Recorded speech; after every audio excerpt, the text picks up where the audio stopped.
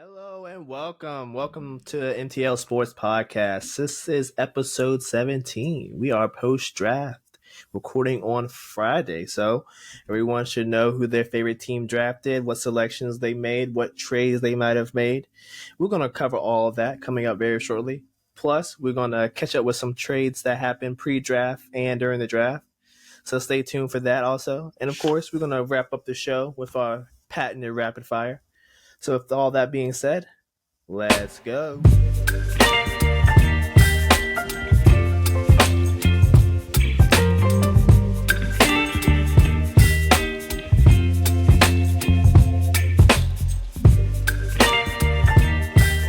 everyone. We're going to kick off with some NBA draft coverage. Of course, we're recording on Friday, so the draft happened last night, Thursday, June 22nd. Starting off, we all know who went number one, of course. Good old Victor Wembanyama from France. One hell of a talent, generational talent. Some say he might be the best prospect since LeBron. Some say he's the best prospect ever in team sports. I won't go there. But, we'll skip over him. There's not too much more that we can say that hasn't been said already. I think it got pretty intriguing at two, especially when Shams was like tweeting like pretty much hours before that the Hornets were picking up steam to draft Scoot over Miller. And so Miller is like stock tanked. Like I'm pretty sure on FanDuel he went from like he was either like minus 900 or minus 700 to he was getting close to plus money. He was like, I remember when I checked like 2 hours before the draft, he was like minus 200, I think. So Lawrence, I'll kick it off to you. Like, do you think number one, Charlotte made the right pick? And number two, like, is it okay that these guys like Sham, like, is it okay for them to like Rig it? say this stuff when they're partnered with like FanDuel and like all these other sport books? Oh, dude, they were rigging it, dude. I'm fully on the board of that they rigged the some of them rig and like they raised stock value, like how Levis stock rose so high, and it made C.J. Stroud stock go down a little bit. They're just trying to make a profit, hustlers hustle, and all those guys that do all those things are hustlers at the end of the day. So don't get twisted just because they're supposed to give us like the most honest news. No, they're not. They're supposed to hustle and get themselves the most money possible. So they don't care about our feelings. Don't care about money either.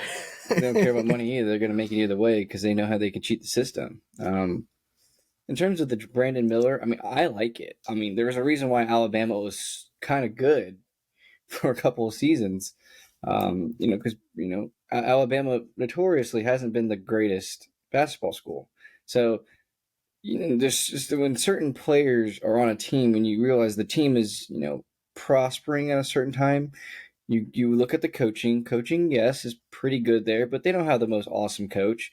So then it also has to have coach plus players, because you have an awesome coach, well, he can make a good team out of lesser players. But if you have a mediocre coach but good players, you can be just as awesome.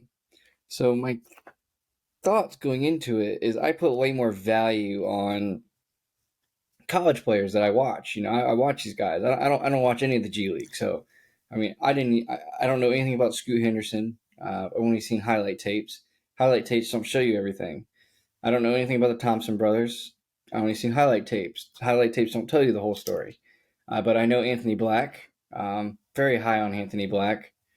Um, you know, I mean, outside of that, I mean, it's kind of disappointing about how many. I guess I don't want to say it. How many non-college players are taken early? I get it. We don't want to take someone who's a little younger and less mature.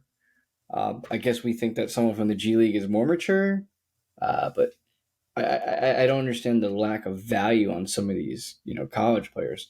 Like I think Anthony Black could have came before the second Thompson brother, based on just reports that I hear about Amin being like the better Thompson brother by kind of like a wider margin.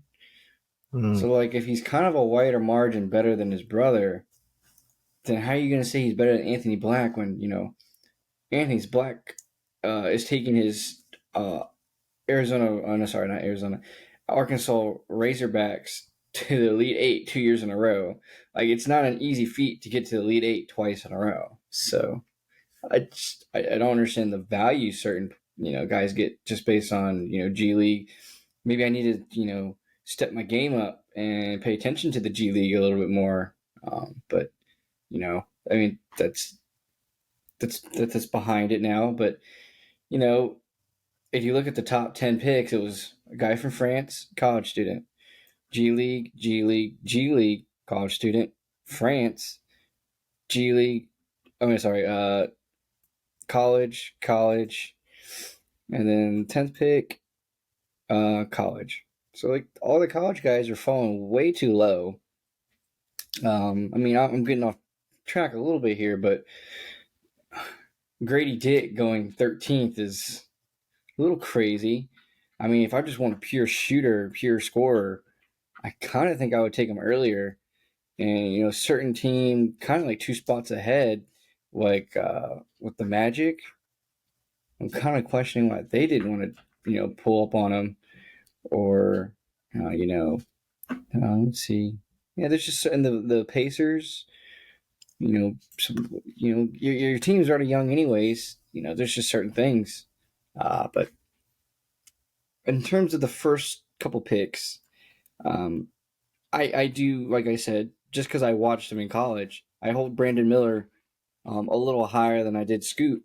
So when everyone was talking so highly about Scoot, I was just going to stick to my guns, and I was going to say I thought the Hornets were going to go with Brandon Miller just because of what he did at college. And then if you paid attention to the uh, the game in which San Diego State they didn't destroy, but they beat Alabama, is they just took care of Brandon Miller and kind of told the rest of the team to go ahead and beat us. And that's exactly what they couldn't do. Is Brandon Miller was such a focal point for them, they couldn't recover without him, being that kind of star. And San Diego State, notoriously has had the talent defensively to shut teams down. I mean, Kawhi Leonard came from San Diego State. Like, there's been some, decent talent that's come from San Diego State. And that coach who's there, he's built a program based on the old coach that was there who once taught Kawhi Leonard. So, uh, in the argument between Brandon Miller and Scoot, I just see more Brandon Miller tape, so I was more of a Brandon Miller fan. So I thought the Hornets did the correct thing in going Brandon Miller. Now, everything I read, everyone tells me that Scoot was the obvious best pick. So maybe my biasness is just taking the best of me. I mean, the fact that Miami Heat got Jaquez Jr. or what is it, Jaquez? Yeah, I don't know how to whatever. say his name. Out of UCLA, balling pick. That was a great one. I mean, there's just so many good picks. So All right, yeah, definitely. I mean, I agree with you. I think the Miller pick was the obvious one. I feel like he was the best fit. I think he was the best player available. I think he's slightly better than Scoot, just for the fact that he's 6'9" and can shoot and can also play make and rebounds pretty decently. And I mm-hmm. feel like you can't teach defense, but you can definitely teach or get into his head effort. So I think eventually he'll get somewhat good on defense. Not to say that he's not good on defense. I mean, Alabama players, I feel like they typically are decent at defense. I think, yeah, you're right. Like these G League players, and I mean, Overtime Elite it's a new league for like high schoolers and people straight out of high school. So I feel like we're gonna see more of that. I think right now, especially that they didn't undo that straight out of high school rule. If these kids are getting 100K plus coming straight out of high school, and all they have to do is play for another year, like why not take the money? Especially if all the NIL money is going to the top kids. Like, hey, let me just go sign a contract with Overtime, or let me go sign a contract with G League Ignite. Let me still make a 6-figure bag, and then I mean we've seen success. So I'm not mad at it. I think you're right. College kids should still get the first look, but I mean these kids are still so young. Like they're 18, 19. Like I feel like in today's NBA, it's all about potential and like the high ceilings instead of I feel like back in the day it was, let's pick the guy with the highest floor because we need guys to contribute now. And maybe that will change the new CBA just based on the stipulations and all of the penalties that come along with being like a high spender for the CBA. But that's another topic for another day. Um, Moving on, we got three. We have Scoot, goes to the Blazers. We've been talking probably for the last week or two about the Blazers had a difficult choice. We didn't think it was difficult, but they definitely had a difficult choice of trying to move this pick. Well, I just thought it was a difficult choice because you're not going to get anything for it. So you might Yeah, as well just take the talent while you can. And, you know, just because someone's young doesn't mean they're not going to, you know, play hard. They're not just not, they're not going to be mature. That I think that's a silly thing to think. But I mean, that's what they put in our brains, you know. But like, you can be a mature 21-year-old, 22-year-old. I don't know how old Scoot is. So yeah. I mean, it's a hard choice nevertheless because Dame. I feel like for the first time in a while, he's gone on record multiple times and said, "Hey, like I'm not down with a rebuild. I'm not down with young guys." Like I don't think he's ever said that before. So it's definitely like headline, grabbing your attention. He definitely, I feel like this is him putting his foot down almost, but not quite because he still hasn't verbally said like, "Hey, get me, you know, trade me to X, trade me to Y team." So I'm a kick it off to you. Like, do you think Scoot? I mean, Scoot obviously was the right choice, but like, where do they go from now? Because I mean, now you have a 3 guard rotation of Scoot, Dame, and Simons, and obviously you want to keep Dame if you're Portland, but this is the choice you have to make. Do you? I mean, you still can get a trade for Scoot. Not to say that it's it's all done with, but what if is there a move post draft to like kind of fix his roster so that I Dame will want to stay? I think you just got to get rid of Simons and get some older veterans in there. There's got to be a team out there that has some older veterans on their roster. Sorry, that has some older talent on their roster that's a little bit bigger, well, bigger in size. That will take Simon's bag or mortgage on. Maybe you can even fleece him a little bit and try to get Nurkic off your books too. Pair them together. Even if it means you kind of lose the trade, but you still got. Let's just say, like, okay, Nurkic when he's healthy is a pretty good talent. Simons is a great talent. So if I trade to a team that gives me one really good talent and then one like mid-level talent, I think I'm okay with that. Just because I have way more money to spend. Like I have way more money to spend. That's kind of how it breaks down. Is the Nurkic contract? They got to cut him. They got to do something to get the money off the books. Then they got to bring in some kind of big. And my thing is, I think you can just try to use Simon to get yourself a decent big, just someone, anything. I mean, heck, someone who doesn't get hurt should be the big picture thought. Like, I just need a guy who's constantly going to stay healthy, because Dame's going to get the guy the ball. I mean, let's not be idiots. Let's not talk stupid here. Nurkic gets the ball from Dame consistently. Problem is, Nurkic isn't consistently on the court.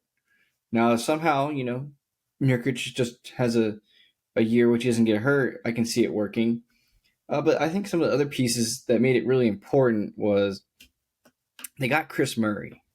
And if we know anything, which we do, Chris Murray is an absolute banging pick because his brother plays for the Kings, and he was arguably better than his brother. He decided to stay a year, and then I think the second round pick Rupert. I mean, he's a good shooter. What I've seen of him, he's a pretty good shooter. He comes out of Australia, so he's been playing with the Australian national team, or at least the under 21 team or under 20 team. So he's got some. He's played with some of the big boys already. So what he should be prepared for shouldn't be anything crazy. So overall, their draft for what they have is really good. But my thing also goes back to the fact that, okay, well, the guy they got from Australia, he's a shooting guard. Okay, now we really have a stockpile of guards. the smartest decisions to get the guard on your team who has the most value. That's not Dame. Which are you going to argue, is that Scoot or is that Simons? I think you have to say it's Simons. Now, what can I go out and get for Simons? I think even just getting Simons money off the table is, good enough itself. I mean, $20 million, and now I'm gonna get a rookie for cheaper to do his job again. So Yeah, but Scoot's nowhere near the shooter Simons is. It but do probably we take him need a it? while. Yeah, Probably take him a while. but do you need the shooter? I mean, the problem with the Trailblazers wasn't scoring; it was defensively. Yeah, I get that, but I don't think there's not a trade or trades. I don't think that can get the Trailblazers to where they want to be. I feel like even if they I don't when you if they did everything right, I feel like they're still like a play-in team. I don't think they're that good. but okay, but everyone who says that, I mean, let's not be idiotic here. Okay, just because someone's a playing team doesn't mean crap. Doesn't mean crap anymore. We just saw from the Heat, you can make it all the way as a playing team. Yeah, It but doesn't. we It both doesn't. agreed that the But Heat yeah, it want a doesn't. play-in team. It doesn't matter though. It doesn't matter. It really doesn't matter. The All it Lakers want a matters. play-in team either. All it matters is you make it to the dance or do you not. Once you make it to the dance, can you make something happen? I Okay, agree with that, but you they're can not already. even talented enough to compete. Yeah, but it doesn't matter if you're talented enough to compete. All it matters is okay. I made it to the playoffs. Okay, I make it to the playoffs as a seventh seed. Okay, but the second seed, the Memphis Grizzlies. Okay, they lose half their team right before playoffs. Okay, easy win, easy dub. I'm gonna wipe through them. Their team is all gone. They're all hurt. They're all banged up. Okay, I can smack them out. Okay, second seeded team is gone. Okay, boom. I made it one round. Magically, the next round, I played maybe I don't know the Phoenix Suns. Oh, Kevin Durant broke his foot. Devin Booker hurt his hand. So the only person I'm having to fight against at this point is Bradley Beal. Dude, I can beat a Phoenix Suns team that has no depth and all their best player is Bradley Beal, and they're just floundering along, making it to the playoffs. All it takes is making it to the dance and hoping something good happens. That's all you have to do. I mean, if the Trailblazers make it in there as a seventh seed, they play a two seed who's beat up the high hell, trying to get that second seed, but all their players are hurt. Okay, they have a chance to make it out of the first round. Okay, now that I made it out of the first round, now I have interest from other players around the league. Oh, the Trailblazers aren't bad. They're kind of good. Now they can actually trade some pieces to get better, bigger pieces, and maybe give Dame a shot. I mean, you just never know. That's why all that matters is you make it to the dance or not. I mean, we can look at the NCAA tournament. Did we think San Diego State was going to make it to the finals? Yeah, but the No. NBA college are different. You got one game versus a series, so I don't want to compare that. Yeah, I'll compare it all day. All that matters is injuries. That's literally all it comes down to. Well, a lot of playoffs are luck, but I'm saying I don't think the any trade or trades that happen. I don't think the Trailblazers are getting to the play-in. Like they're a play-in team, like a ninth or a 10th seed. I don't think they're a top 8 seed. I I think they think could be a top eight. I think everyone else would be better. I just think there's going to be a lot of fall off from the West. I just do. I just don't think Nah, there's going to be a lot of. I don't think there's going to be a lot of heavyweights this year at the top. I think there's going to be a lot of filtering out. Because you can't stay, at the top forever in those conferences. I don't think I that, I think don't there's think already. I don't think the Clippers are going to be any good this coming year. I'm just going to put that out there. Clippers are going to be hurt like they are every single year. Let's stop talking about the Clippers. They're always hurt. They picked up Jordan Miller. I mean, he's garbage. All right, that's Yeah, a second round pick. Let's stay with the first round. anyone who went to George Mason's automatically hot garbage. Okay. Um, so Well, the let's move on to the fourth pick. man, the Tom. I don't. Okay, I'll let you take it over because I don't know anything about the Thompson brothers. So this is the first time two brothers have. Well, they're twins, so this is the first time I think twins have gone back to back. Well, the first time brothers have gone back to back, but they're twins too. So Rockets get Amen, I'm pretty sure. Amen, and Amen's the playmaker of the two, from what I've seen, what I've heard. He's probably gonna be the point guard of their future, unless I don't know. Kevin Porter Jr. keeps hooping, I guess, but I feel like they'll probably let him start a little bit. And then Osser, he's more of like a 3 and D wing who can shoot a little bit better than his brother. So, I mean, I like the pick. I think both teams got what they needed. I feel like the Pistons needed a shooting guard, but he can probably stretch to the three because he's 6'7", 204. If he bulks up to like 225, he should be straight. Play him at the three. Amen. He's 6'7", so he actually could play the two. And nah, he's probably gonna play the one because Jalen Green is not that tall. I'm pretty sure he's only like 6'3", 6'4". So he just might just be a tall point guard. I like him. I think they did good. They're like the first kids to come out of overtime. I feel like they're good. Um, I guess other than that, let's talk about our local home team town, the Wiz. Let's talk about their pick. They picked Wemby's teammate, Bilal Koulibaly. I hope I said that right. From France. He's I thought it was cool, Bali. Koulibaly. Yeah, his teammate from France. Now, this is strictly like a potential pick, I feel like. Do you like this pick for the Wiz? I mean, they have no incentive to be good next year, so they pretty much just took a flyer. No, I don't like it. I want it. I want, if we're gonna be bad, at least be like excitingly bad. Don't just be hopeful bad. But they don't That's just have I mean they that's don't just kind of really that's just the worst kind of bad. they don't really have like a need though because they have a bunch of power forwards. They got Denny, they got Gafford. I feel like this is they needed a wing. They just took a flyer. Uh, I mean, I'll just I think someone like a Grady Dick would have been a better pick, just because I know he can score. If your team's gonna be bad, at least score at will, like they've been doing in the past. I Isn't don't that why they know. got Johnny Davis still last year? I mean, to be honest with you, I don't think there's anything exciting to watch about the Wizards. I mean, I said it earlier in the group chat. It's like, okay, well, Jordan Poole when he does good when there's baddies in the front row. Okay, so he's gonna look at senator wives and senator daughters. There's no baddies in the front row at Wizards games. Only baddie that comes is Mia Khalifa every once in a while. There's no baddies. He's not. He doesn't have any way using the ball out. He's only gonna ball out when he's away from home. Hey, You he's know. just waiting to go to Rose Bar after every game. So I feel like that's enough motivation in and of itself. Um, I just I don't even think the nightlife in DC is going to keep him happy. So, I think if you wanted to make the Who should they best pick? of the Wizards, Who should they pick instead? Then, if you don't like the pick, who should have went? I mean, they traded up to 7, so at 7, I who? mean, you traded up to 7, you should have just traded up to 6 and got Anthony Black.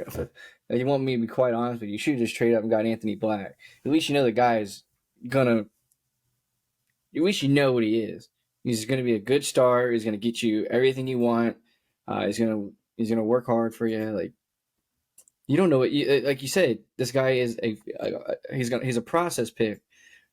We don't have we don't have time for a process in DC. I've been Yeah, waiting you looking. do. I've been They gonna be no. bad. I've been looking at a process for like 5 years now, and our ticket prices are still too high to look at nothing. So like, okay, our ticket price is going to be just as high to watch nothing. So Well, at least give us something exciting. Anthony Black was like a shooting guard, point guard. So like, okay, he kind of learns from Poole and Tyus Jones. We don't know if either one of those guys even wants to stay, but at least there's a guy that might want to stay.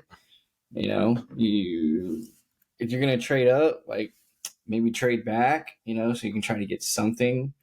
Trade back, get Grady Dick, trade back, you know, get Jet Howard from Michigan. Like those guys went later on. If you knew they weren't going to go earlier, at least you get talent that has proven it's good in college.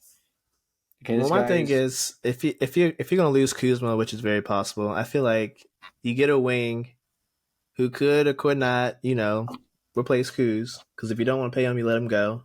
If you want to pay him and see how he does for a year and then flip him later, you can. Um, but I mean, it's an okay pick. We got time. We just have time. I don't have time, dude. I'm tired of watching trash. Uh, there's no other picks. I mean, the Jazz pick was good. Taylor Hendricks is a good pick. The Mavs switch with OKC, so OKC drafted Kason Wallace out of Kentucky. I think that was a great pick for them. The guy out of Kentucky, the point guard. I don't know, man. I watched that guy miss 15 3-pointers in one game, and he just kept shooting them. He did not know when to stop, and he was the whole reason their team lost. So I liked him. I actually thought he was going to go to the Heat. I thought he was going to drop, but I guess OKC didn't want him to. They want to secure hit their pick. I mean, I get it because they want a guy who's going to shoot threes relentlessly because say Gilchrist, that's not his thing. He don't shoot No. threes that often. So that they went ahead and they went after something that was a little better for what they needed. But I don't think you have any reason to complain with your guy from UCLA. I mean, I watched that guy ball out for 4 years straight. And if we think about the roster and how it is, and no offense to the Heat, but Jimmy Butler doesn't want a 20-year-old from Kentucky. He doesn't want he doesn't want a young guy. You get Hawkes. Hawkes is probably like 22, 23. Smart guy out of UCLA, got a whole degree. He's 22, I think. Played his whole college career, all 4 years. Consistently made deep runs into March Madness. That's something that you want to pair up with Jimmy Butler. Because that's probably the guy who is going to listen to Jimmy kind of like Tyler Hero does. Just one of those guys he probably goes straight to the Heat and hits up Jimmy Butler and goes, "Hey, ready to work out?" Because that's apparently what he did at UCLA. So, in my opinion, I don't think you got a single problem because if that's the guy that's going to come in there and play backup behind Jimmy Butler, ooh, that's a great one. That's just fine because he also played point guard at UCLA. Yeah, I mean, I get it. Point. I think with Cam Whitmore sitting right there, I feel like that was the pick. A guy who can shoot.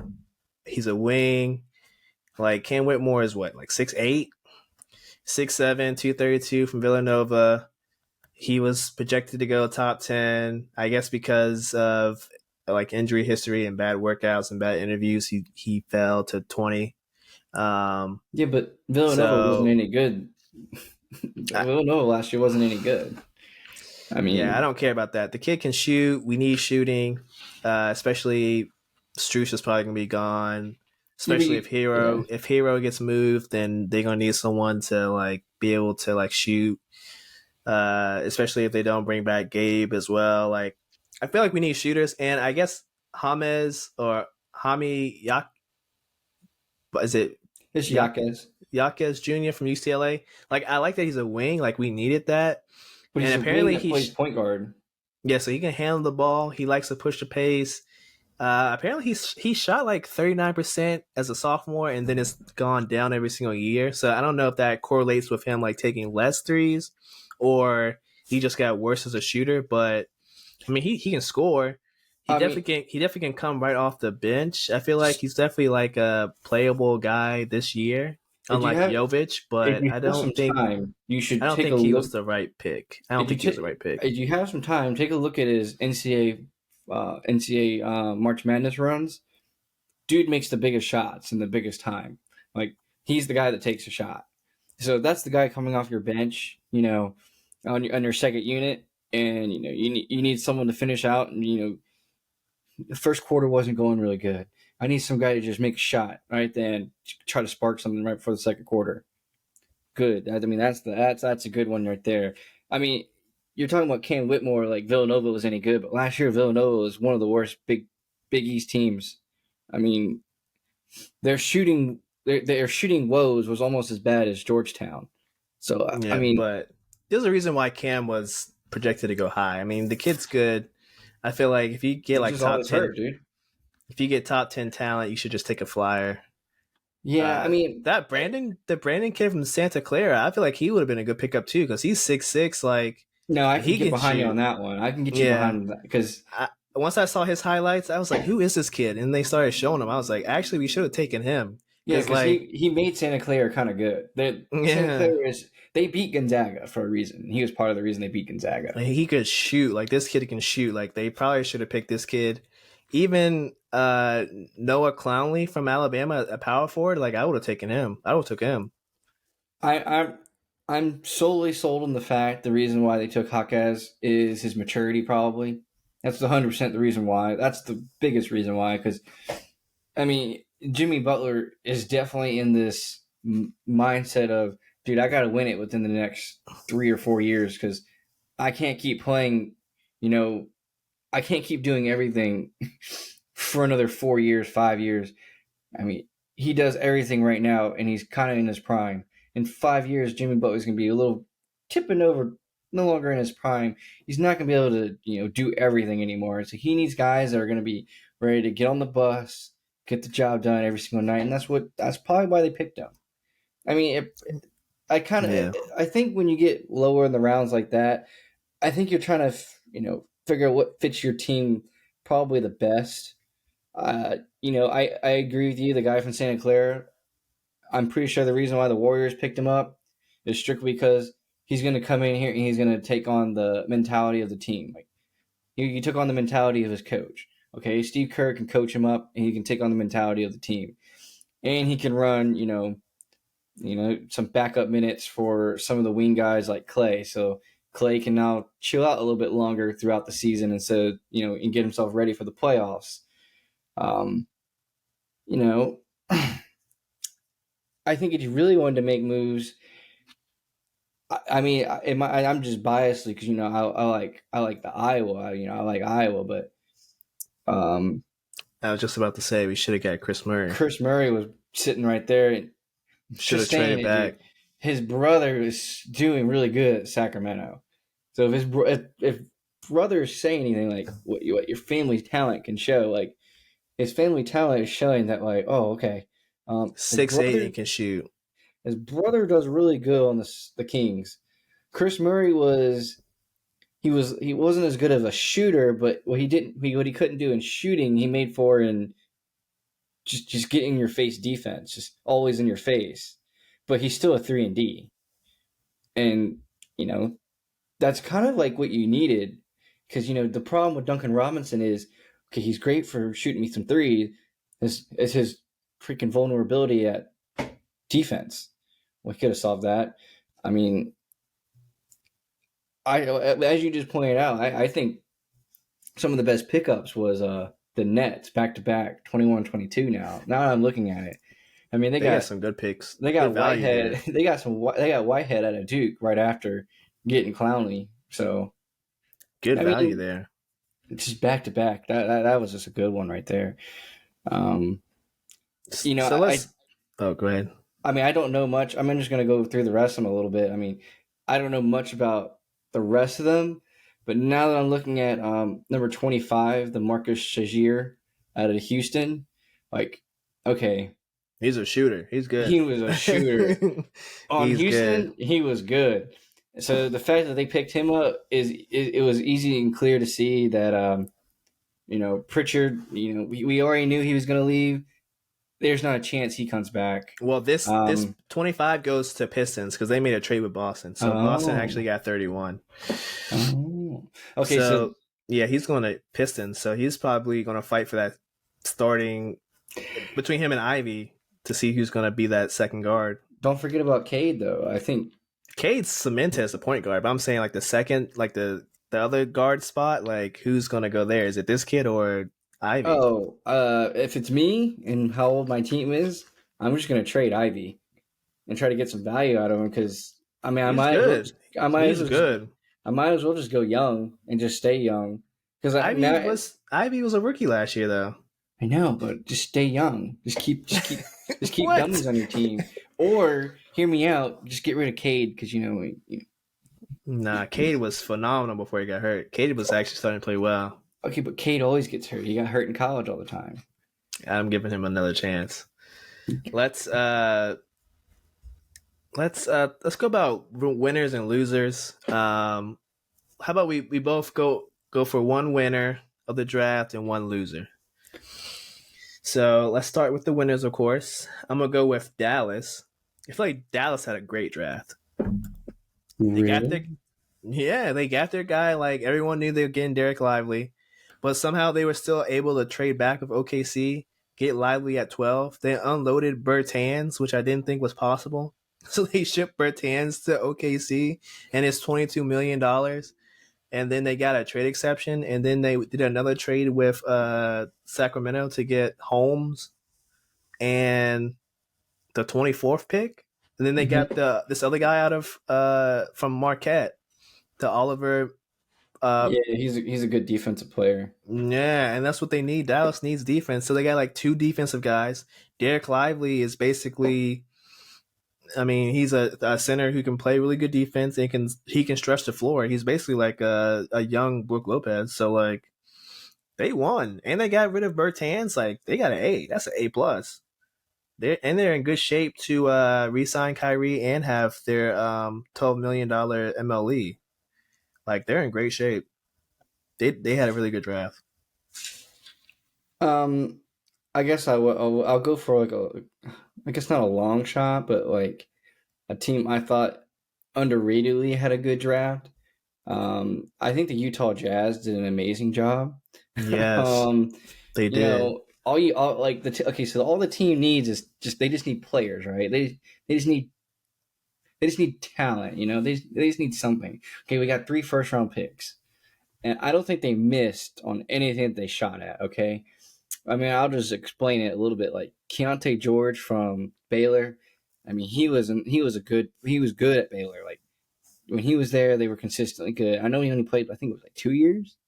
I But I think, mean, yeah. he's a former 5-star recruit. Let's not get it twisted.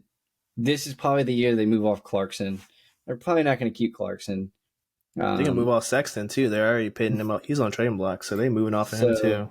I doubt they keep Clarkson. So it's probably a good idea to start getting some more point guards on your team, on your roster, and then affect it like they had Sensabaugh from Ohio State fall that far as well.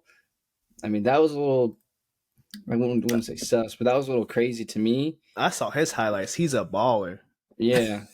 I mean, I used to, I mean, I've watched a lot of Big Ten because I watch a lot of Iowa, and he is a problem. I mean, he just is a problem for every team that has to face him. So, He it's reminds not. me of Draymond, but can shoot. Like he's a Draymond that can shoot. Mhm.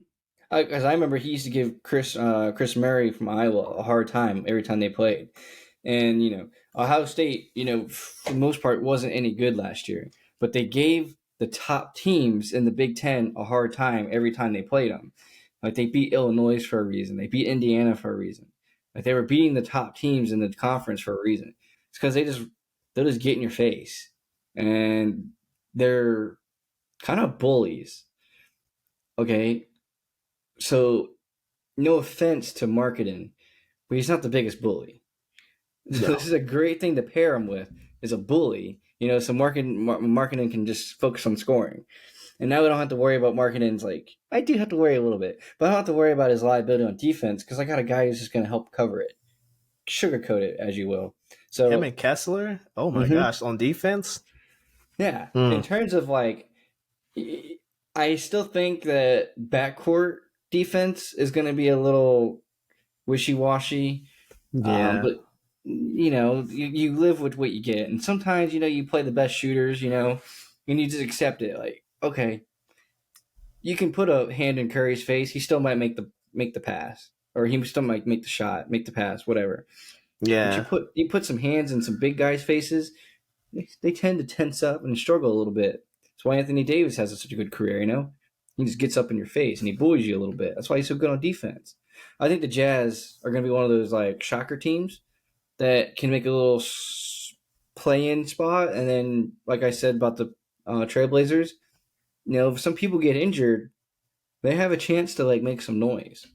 But I just think the Jazz, like for using of their 3 first-round picks, they really hit on everything they kind of needed in order to give themselves a fighting chance this coming season. Hmm. We have to think like this team was a rebuilding team.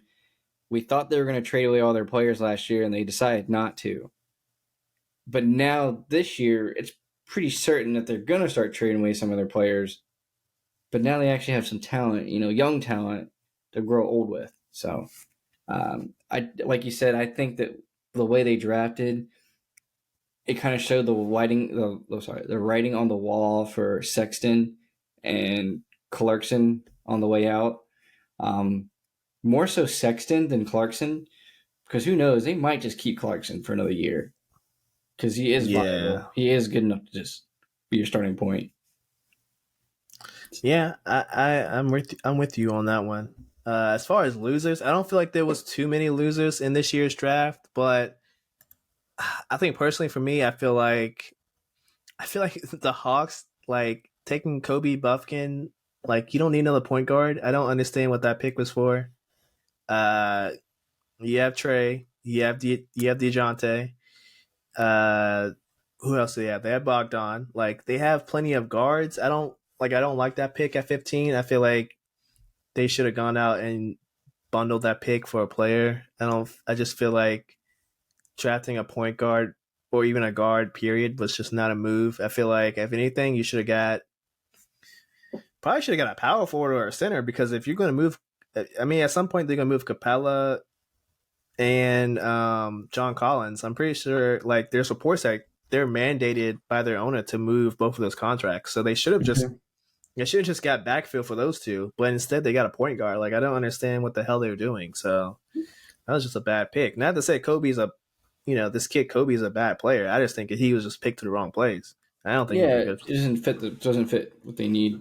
Yeah, that's like a I F. mean, two easy teams to call out. I mean, you can easily call out Knicks and 76ers just because they didn't have any draft picks. So, um, but I won't.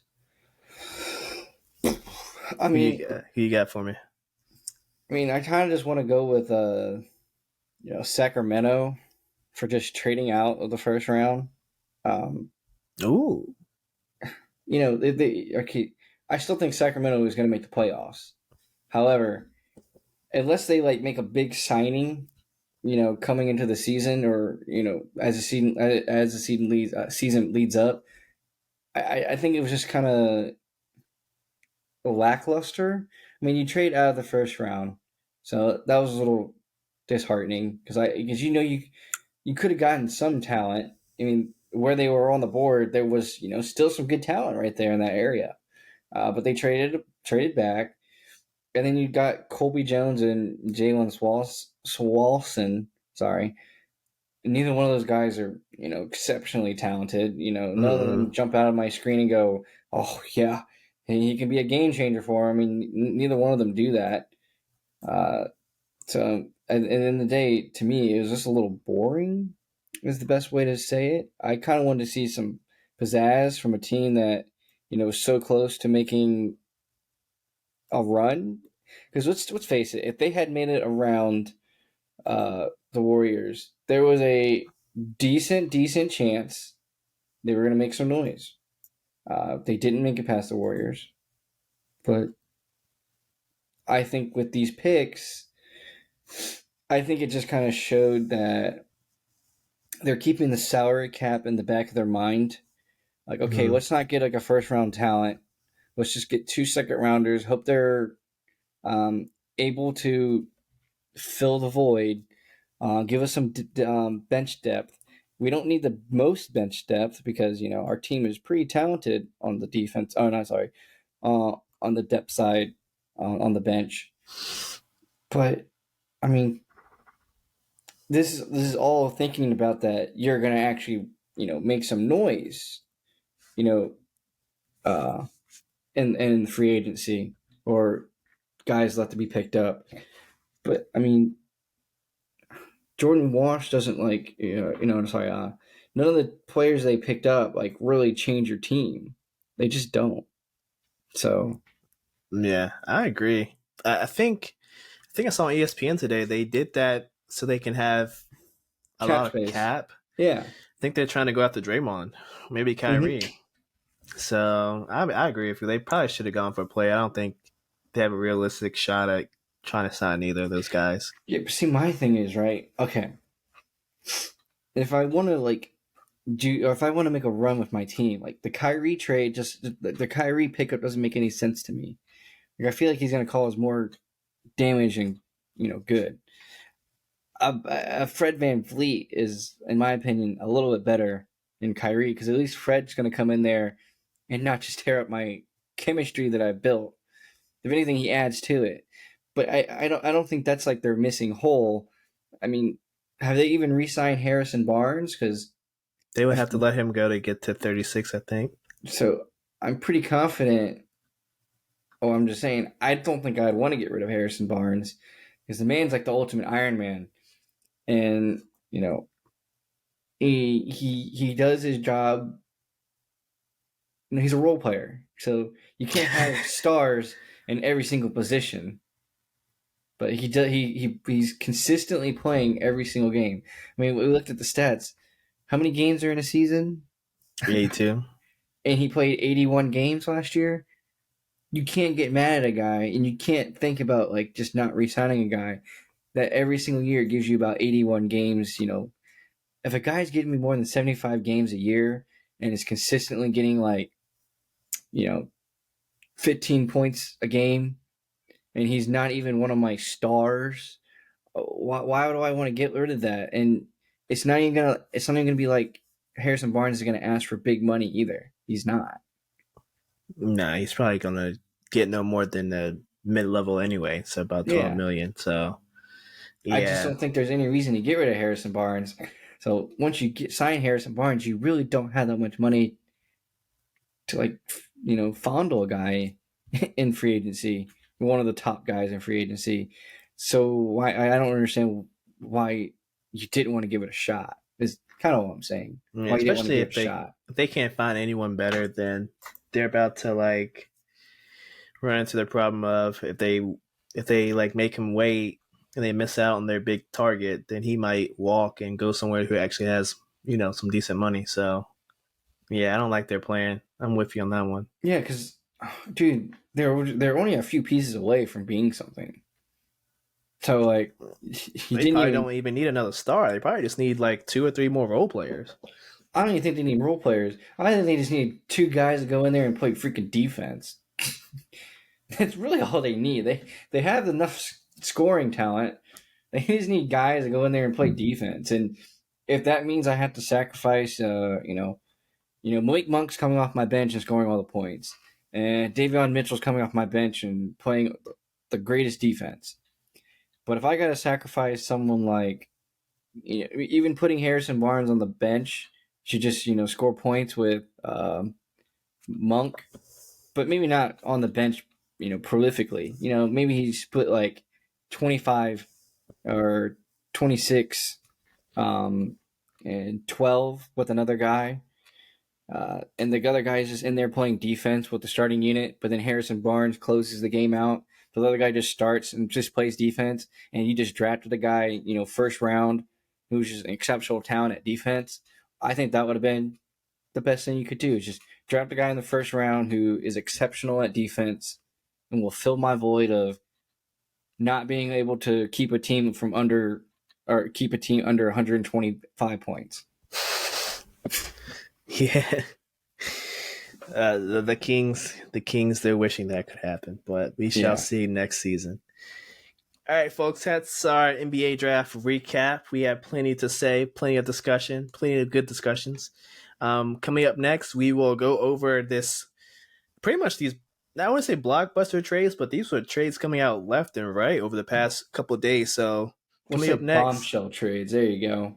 there we go, bombshell trades that happened. Some of them I didn't see coming, so we will discuss those coming up next. We're back, and we are here to discuss these blockbuster trades or bombshell trades, I should say, that happened over the course of the past couple of days. Starting with this KP trade, Porzingis going to Boston, Tyus Jones going to Washington, and Memphis is getting Marcus Smart. So, Lawrence, I'll kick it off to you. I guess give a grade to each team first, and then I guess are there any winners? I mean, who are the winners and losers? I guess. I mean, I don't in that particular trade. I don't think there's a loser. Um, Mm. um, and from a player standpoint, probably Gallinari is the loser. Um, there's no way he wants to play for the Wizards, especially coming off that injury. Mm-mm. I think Mike Muscala could find a nice little home in DC. He's never been like an overblown awesome talent, but he's also never been a scrub either. They Um, need a so big anyway. so Muscala might have a good time, but Gallinari, he's probably trying to be leverage for some other kind of pickup or picks because he doesn't want to stay because he kind of needs a contender, kind of at his age and especially coming off that injury, especially based on his talent of just shooting threes. I think he'll probably find his way out of there. For some reason, something about me just keeps saying that Gallinari is going to end up on the Clippers somehow. Mm. Um, if somehow the Clippers could get rid of Batum and replace him for Gallinari, I think that would work out well for them. Um, They'll probably get rid of Morris because Morris wants out. oh, which Morris already left? Or was that the other Morris? Too many The, Morrises, man. Markeith is in like Brooklyn, or Markeith is in Dallas, I think. Remember, because he got traded with Dinwiddie, right? I think. Yeah, there's so many moves, but yeah, I think Gallinari there's something about it just screams he's going to end up in the Clippers just because of what he can do and kind of what they need. Um, and he won't be expensive either. Uh, No. even if I don't know what they would give up for him, or if the Wizards just somehow waive him, they may or may not do that as well. Um, but Porzingis is going to a nice little home in which he can probably play power forward half the season. The other half will be playing center when Time Lord gets hurt. Maybe Porzingis gets hurt. Who knows? Um, I think Marcus Smart is a good pickup for the Grizzlies. I think he's also just. I think it's also just smart because let's face it, Marcus Smart's kind of scary. Um, Marcus Smart will probably just walk in there and slap the shit out of Ja. Just slap shit out of him, telling him to stop messing around. Put them guns down, boy. I'm trying to win here. Put them guns down. So, I know Tyus Jones isn't tied to this any. Well, I think he is, but I think picking up Tyus Jones for the Wizards as well. Absolute. We were talking about how we could maybe get Tyus Jones on the We Wizards, did, yeah. and the fact that they did get Tyus Jones is exceptional because I think he's just underrated to the fact because he had to play on the bench. But when he did start, he looked really good, and when he did come off the bench, he looked really good. So in reality, I think the only loser is Gallinari. So Damn. He wanted to play for the Celtics so bad. He gets there like literally a month after he gets traded, tears the ACL out the whole season. Next season, player option kicks in, and he's on the move again. This man can't catch a break. I agree with you that I think there's no losers in this trade.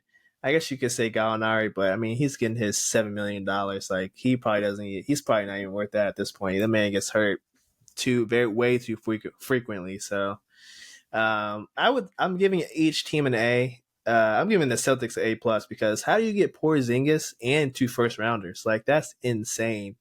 Like even though it was, I think the Grizzlies had 24, 25, and then they get next year's Golden State pick, which could or could not. I mean, we'll see how Golden State fits out the roster, but they might damn well be another playing team, so they might be high teens again. So depending on how they do, that pick might be, somewhat decent. So, yes, I'm giving the Celtics A+. Porzingis is just in line with what they needed. I feel like they needed a big who could like consistently stretch the floor and give you like double digit scoring. Like Porzingis can score like 20 points a game. He might not do that in Boston. He might just revert to like high teens, but that's what they needed. They needed a third option because they didn't consistently have one. Um, I think they will miss Smart a lot. He was the heart and soul, but they definitely. I mean, the writing was on the wall. Like they couldn't win with him as a starting point guard. He's not really a point guard. He's a combo guard who plays, some tenacious defense. He's, heart and soul. He's, a culture setter, but He's not a guy to get other people open. He's not a guy to help set you up on offense. Like they need that. So I feel like even though they still are lacking in the point guard area, it's still a good pickup. And the two first rounders, hell of a pickup.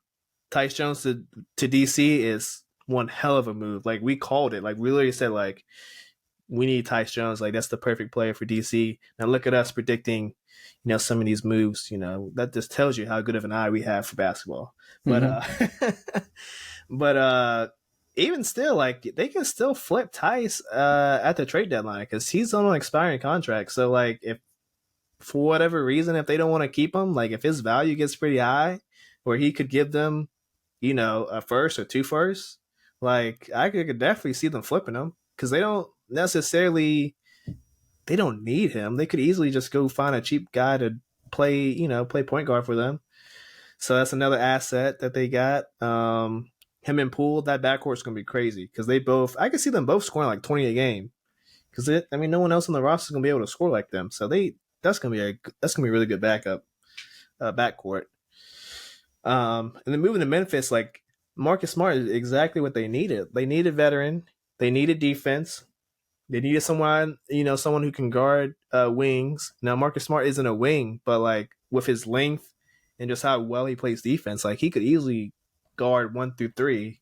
I mean, Mm-hmm. sometimes he guards fours. Like so, depending on who's at the power forward, like he could guard them too, and that's exactly what they needed.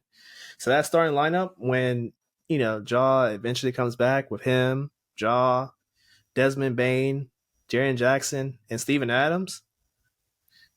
I mean, the only guy who can't play defense is what Jaw, and he's not even that bad. So like, that's one hell of a lineup. Like Memphis is gonna be scary good, Mm-hmm. especially Clark comes back healthy. Like they're gonna be scary good. What do you So think of yeah, so you hinted on it before, um, with the Mavericks getting rid of Bertans. So I guess I'll just ask you about this one. Mavericks got rid of Bertans. It's all revolved around the draft, but the Mavericks got rid of Bertans, but they also got Rashard Holmes. Rashad Holmes, sorry. Um, yeah, what do you think about that pickup? Because I don't think Rashad Holmes was all that bad when he was given a chance back in the day with Sacramento. yeah. He just like randomly fell out the rotation because he was starting. Because I think I picked him up either in fantasy like this year or last year, and he just like randomly fell out the rotation.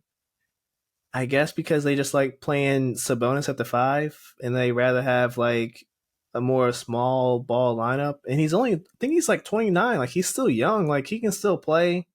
I feel like now for Dallas, it gives them a player who can start. They don't necessarily have to, you know, start Derek Lively the second. So expect them to move off of that JaVale contract. I think Dwight Powell's a free agent, so expect him not to come back. You could probably get rid of Kleber too at this point. So like, it gives Dallas a lot of flexibility. I mean, I like the pickup. How about you? I mean, he guarantees you rebounds. He can get some rebounds. I know he's not the biggest center ever. Right? He's more of a power forward, but I mean, I had him 1 year in fantasy, and he was just a double machine. Yeah, he's not bad. So They he's not just a gave bad up on him. player. Yeah, that 2020 or 2020, 2021, and 2021, 2022 season, he was consistently on the roster and making playing good minutes. Um, I just don't understand how he fell off the roster, but yeah, he was a double machine, and I think he can easily go back to doing that because he doesn't really, I guess not a role, but he doesn't have like a big box with a bunch of check marks he has to fill or anything. He doesn't have he has a whole lot less to do than he did at Sacramento because you're playing with Luca, so Luca's doing all the scoring anyways. Luca and Um, Kyrie, and it'll be a better pickup than Christian Wood because, like you said, Christian Wood had boxes to check off, and he didn't check off any. mm-mm. So I think it's a better pickup than Christian Wood. So I like it. So But then, oh, go I ahead. mean, the only really big one now is we already hinted on that one earlier, but Jordan Poole and Chris Paul. What are you thinking? I mean, I already hinted that I'm okay with the Jordan Paul move. There's just no baddies for him to play for. But how does Chris Paul work out? Yeah, so I'll give a grade for each team. I think the Wizards get a B plus. I feel like just like the Suns, like they were able to move off of the Chris Paul contract, which we didn't think was going to happen. We most likely we thought he's going to get bought out, so the Wizards would like take dead cap money, but somehow they tricked the Warriors into taking that contract. But the Warriors, I'm gonna give them a C. I don't like the fit. I feel like Chris Paul does the same things as Draymond, and he's not going to start. And he's older, plays slower. Golden State likes to run up and down. I think the more running up and down Chris Paul does, the more of a chance he gets hurt. I don't like that. Not to say that he can't play in that system, but I feel like there had to have been another trade out there for them to move off the pool contract. Like they could have still given up Baldwin and Hollins in a first and a second. I don't mind what they gave up, but I do mind what they got in return. I feel like Chris Paul is like that's like the floor of what they could have gotten. Like they didn't try to reach for the ceiling. They got like the bare minimum of what they could get. So for that, I'm giving them a C. I mean, I kind of give them a no, no, no. I kind of give the Wizards an A Okay. because like, dude, they got a first round pick. I get it's top 20 protected, but And their first one. so Their first one in the trade and all the trades they've done. so I mean, getting a first round pick for a guy that wasn't even going to play with you at all, it's big moves. I mean, we were kind of pooping on the Wizards for getting fleeced in the Beal trade, And they did. They did. but then they refleeced back. So I Yes, mean, they at the end did. of the day, they're walking away with Landry Shamet and a couple of picks. So I'm not totally hating on them or anything. I think overall the Wizards, maybe they learn that they were a little stupid with some of the things they were doing, the memes that were being made of them. And they said, okay, let's get some vengeance. And they decided to get some vengeance. And somehow they were able to get vengeance on a team that, no one really gets to take advantage of. Whether it's on the field, whether it's in the office rooms, no one really gets to take advantage of the Warriors. Not the So Warriors. the fact that No. they got to take advantage of the Warriors is outstanding. What about the Warriors grade? What do you give them? I mean, I think it's okay. I think it's a fine trade. I think it's okay. I give it like a B minus, a C plus, only because he's coming off the second team, right? So, in my opinion, I think it gives Chris Paul. I think it kind of gives him the ability to. I wouldn't want to say control his own team, but like that second unit is going to be run and everything's going to go through Chris Paul. So, we're talking about the Wizards like oh no, sorry, the Warriors like to do this in pace, blah blah blah blah. Now that's on the starting unit. We don't know how this second unit's going to go this year because Jordan Poole was kind of the ringleader of that second unit. He's no longer there to be the ringleader of Hmm. that second unit. So Chris Paul can kind of create his own magic with that second unit. And whoever falls onto that second unit, well, I think it's on them to get with the program that Chris Paul is going to make you run. And I think that we're going to have to maybe look at it in that sort of light, um, unless maybe they're thinking that they're going to, I don't even think that works, so I'm not even going to bring it up. I was going to say, unless they want to try to like move Dante DiVincenzo to the second unit and try to start Chris Paul, but I don't see a world in which that works. So I think it's just going to be on, certain players on that second unit. Because do we think Moses Moody is going to be on that second unit, or is he going to move up to the first unit? Um, and then are certain players like, is Ty Jerome going to be the shooting guard on that second unit? Is he going to be able to slow down? You there's just certain players on that team. As you look at the roster, Like, are they going to move forward with Kaminga on the starting unit? Or, Mm-mm. like, what's happening here? So, Kaminga's going to be getting coached up by um, Chris Paul. So, we're probably going to look at a starting rotation, or sorry, second unit of Kaminga, Moses Moody, um, Ryan Rawlings, and Chris Paul, and whoever they kind of float in and out of Ryan there. Hollins went to the Wizards. He's not on there anymore. Oh, okay. Well, regardless, whoever they can, figure out who they can put on that, second unit. But I mean, as it looks right now, it's like Moses Moody, Kaminga, and Chris Paul are going to start strategizing about how they're going to run the court. And from what I remember is, I don't think Kuminga is very fast. I'm pretty sure He's I don't, athletic. he's athletic, but I don't think he's the most fastest pace. Um, so it could fit right into the scheme. And, I think something like that can allow a player like Kuminga, who they thought pretty highly of, maybe he can help Kuminga, wouldn't say stat pad, but maybe look a little better, because he is good at that alley ooping. And maybe Kuminga can take advantage of it. Is Jamaica Green still on this roster? We'll see. I think he only had a 1 year deal. Yeah, so Yeah, we don't really know how the roster is going to finish out. But I just think that, yeah, I don't think he's going to fit on the starting unit. But Mm-mm. as long as they kind of keep two different identities in terms of units, my only issue is when it comes to fourth quarter play. Is Chris Paul going to want want to be on that closeout unit? Oh, for sure. They gonna run that death lineup of him, Steph, Clay, Wiggins, and Draymond. Like that's gonna be the closing lineup. No way is he gonna accept sitting on the bench in the fourth with 2 minutes And left. with that being said, is that going to cause them to be a little too small? I mean, that's just something that you might have to look at. Like, there's going to be certain teams in which that that final roster lineup is just not going to work because it's going to be too small. I mean, you get some. I mean, just take the Bucks for example. If Lopez stays with them, Lopez and Giannis just kind of wreaking havoc down there. Not even just Lopez, like Bobby Portis and Giannis wreaking havoc down there. And really, the only guy that really compete with them is Draymond. Is that really nice and fair to Draymond? No, not really.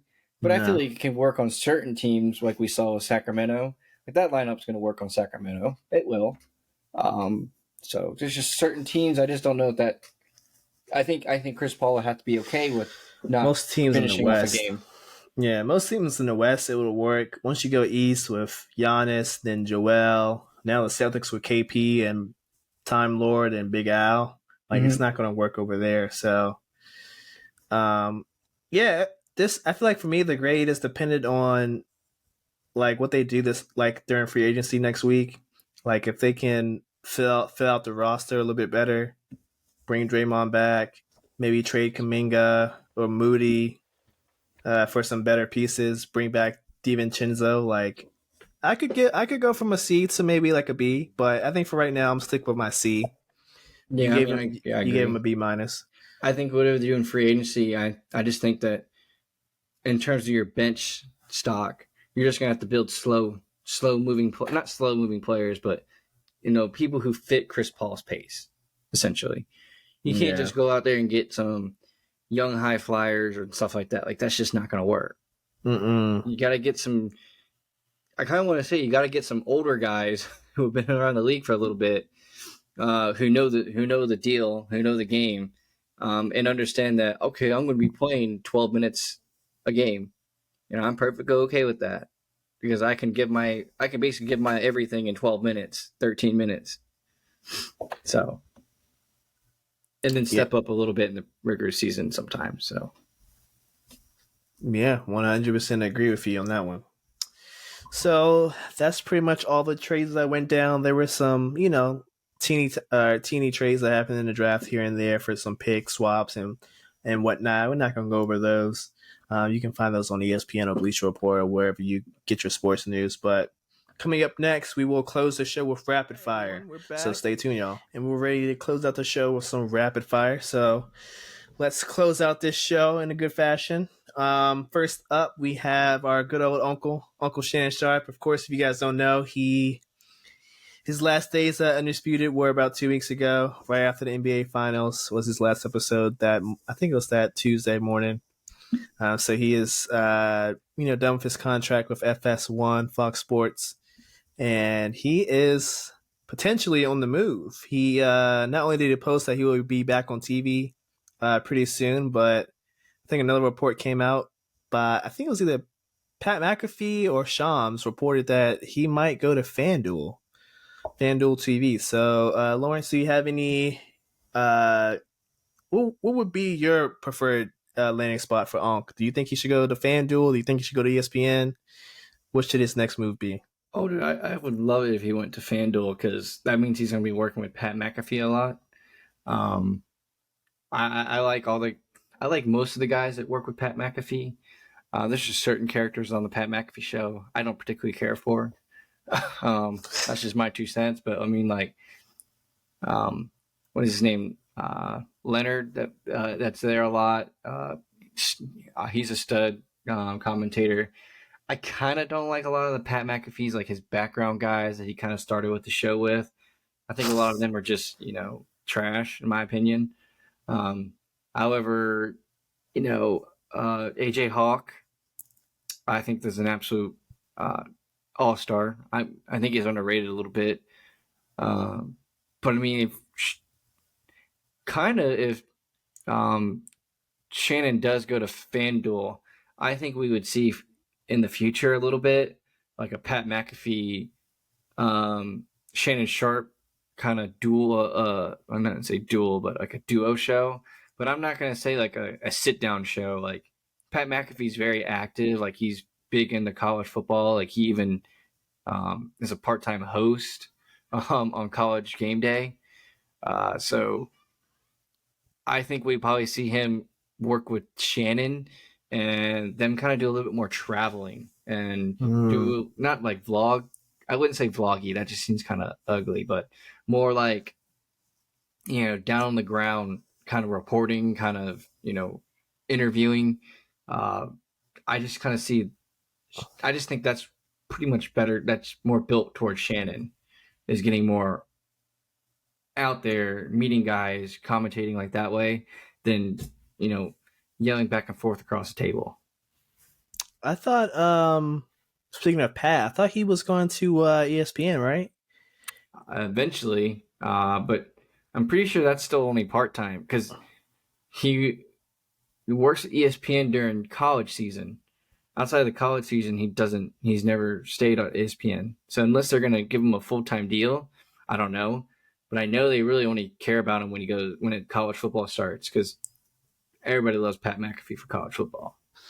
Yeah, I know about the game day, but I don't know. I think I read that his show is moving to ESPN. I could be wrong, but I definitely don't want Shay to go to ESPN because I feel like they're too like censored. So you won't be able to see the Unk Shannon Sharp. You'll just see Hall of Famer Shannon Sharp wearing the green jacket. Like they won't. I mean, they kind of let what's his name, Stephen A. act the fool a little bit, but he doesn't go to the links that Shannon like. There won't be any Black and Miles on ESPN set. There won't be any Hennessy. There won't be any Le Portier. Mm-hmm. There won't be any Mountain Dew bets. Like that's not happening there. So I'm with you. FanDuel was probably the best landing spot, unless one of these other. I mean, unless it goes back to CBS. But I'm pretty sure that breakup was pretty bad. So I don't see him going back to CBS. I mean, what else was it? I kind of think if Pat McAfee's going to ESPN, I'm pretty confident he's going to take over like Pat McAfee's spot, and they're going to kind of do the same thing that Pat McAfee does. And what they're probably going to do is they're going to do the Pat McAfee show again, but with Shannon Sharp, but with more players involved, like guys that actually played the sport. Because I think that's where they went a little wrong with the Pat McAfee show, was they just had these. I called them like the four bozos. that Oh, they really are.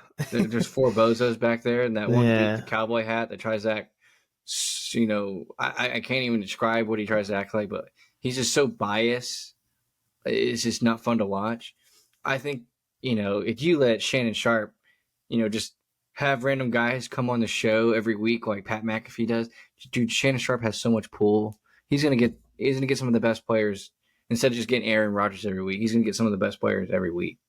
Yeah, for sure. And he'll be able to actually control the topics and, like you said, pick the players, pick the guests he wants to on. And Mm-hmm. Shannon can talk any sport, so it won't be limited to just football or college football. Yeah. Like he'll bring NBA players. He'll talk about college. Like he'll talk about boxing, UFC, golf, tennis. Like he talks it all. So I feel like Mm-hmm. it's a great fit. I don't know how to watch FanDuel TV. I guess it's either YouTube or through the FanDuel app, but he needs a show like if he could do Club Shay Shay live, and then also do like Club Shay Shay on the side, like he does right now. I feel like perfect marriage. Um, I think it's only a matter of time until FanDuel gets a cable, not a cable spot, but like somewhere on Hulu or YouTube TV. Like it's oh, only a for matter of sure. time. Like They put so much money into it. They have to have their own network soon. yeah, it's gonna happen. I mean, CBS Sports has a whole like betting like channel that just has bets like odds all day every day. Like that's basically what FanDuel is essentially made around. And it's only a matter of time for FanDuel decides to just jump the bullet or jump the gun and just move over. He definitely needs like a host though. I'm trying to think who would be his host. Like he doesn't even need a host, but he needs like a running mate. Like him and Skip. He needs someone where he can kind of square off against. Maybe Michael Irvin. ESPN lets him go. ESPN's about to do some layoffs, so maybe a couple of guys to get laid off at ESPN.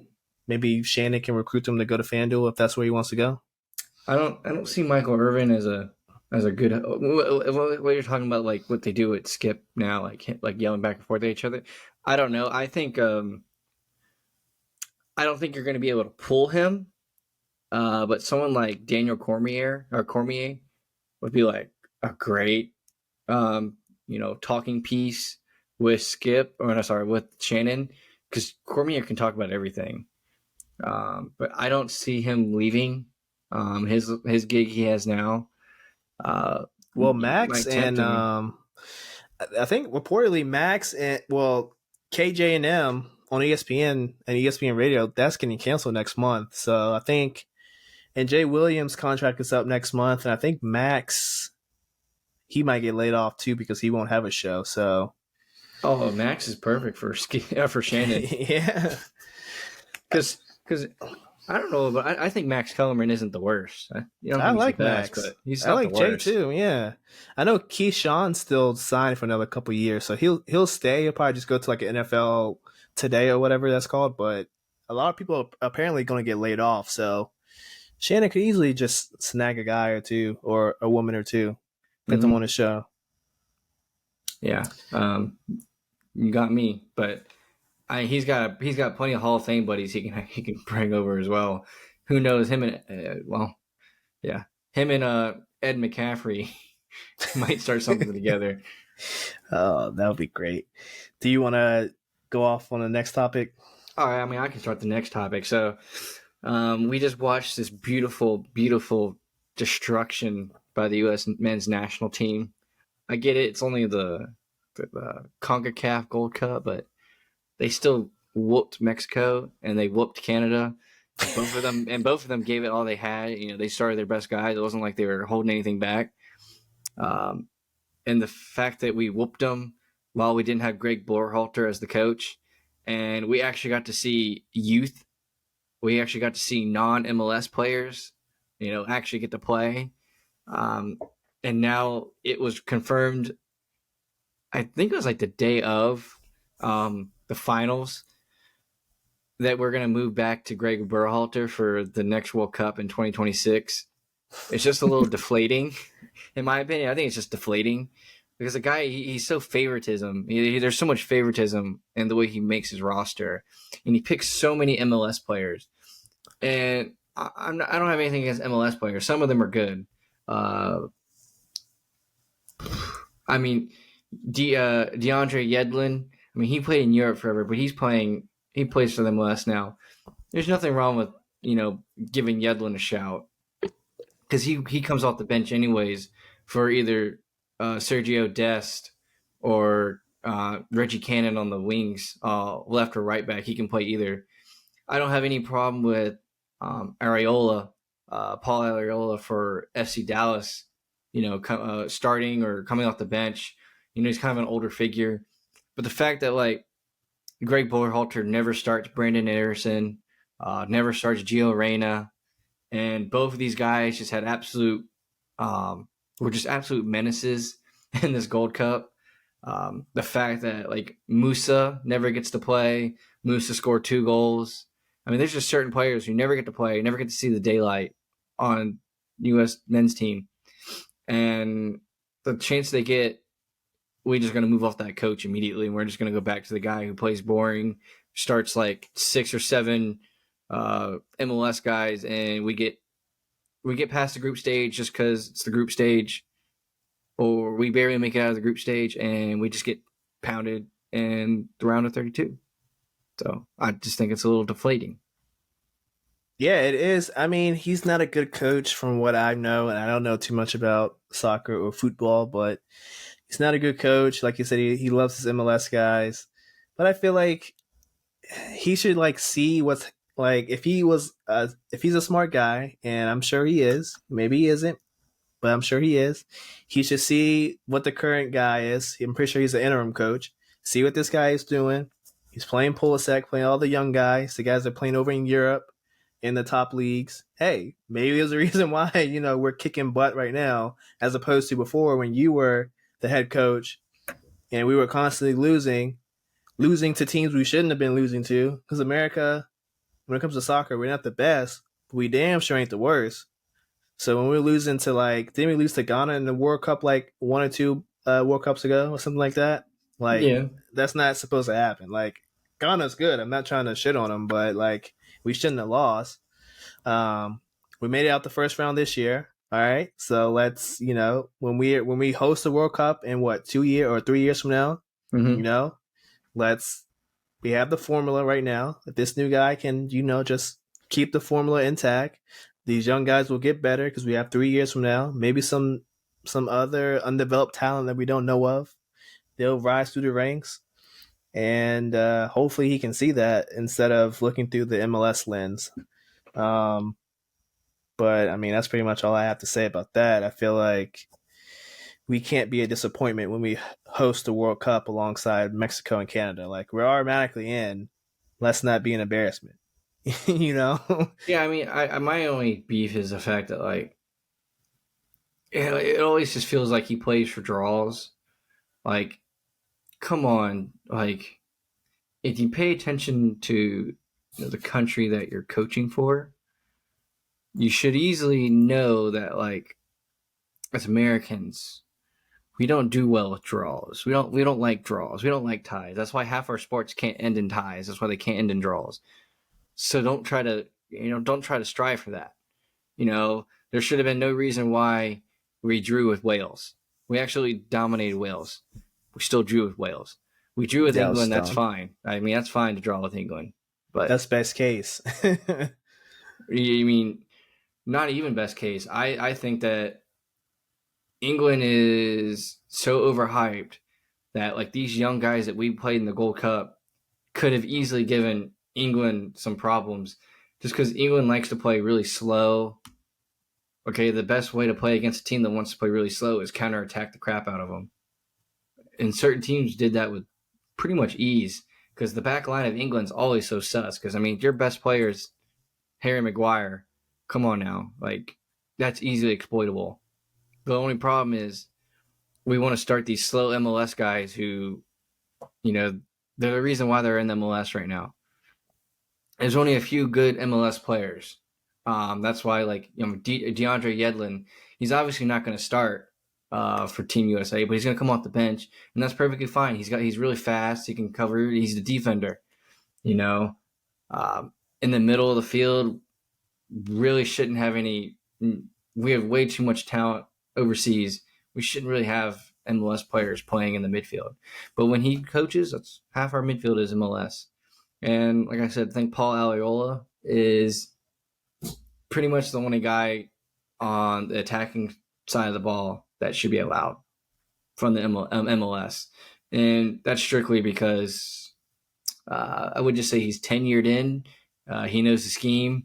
Um, he's not going to be a liability, but he also isn't going to give you anything exceptional or great either. So you kind of Mm-hmm. get what you get with him. But he won't be the one that lets it all fall to crap, that kind of thing. Yeah, hey, as long as Christian Pulisic plays, that's all. I mean, that's all I can ask for. Hopefully, his coach is smart enough to at least play him. So we'll see. But I think that's the end of Rapid Fire for this episode. So thank you guys for tuning in.